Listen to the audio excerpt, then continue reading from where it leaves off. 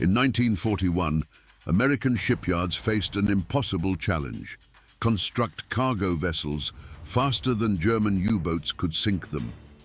Traditional riveting required months of skilled labor. The solution came not from engineers, but from necessity itself. Welding technology, previously considered unsuitable for large-scale maritime construction, was adopted across the Liberty ship program. Each vessel required nearly 50 miles of continuous welding. Crucially, welders could be trained in mere weeks compared to years for riveters. This revolutionary technique reduced construction time from over 200 days to an average of 42 days by 1944. The method eliminated 600 tons of excess weight per ship and cut labor costs by 1/3.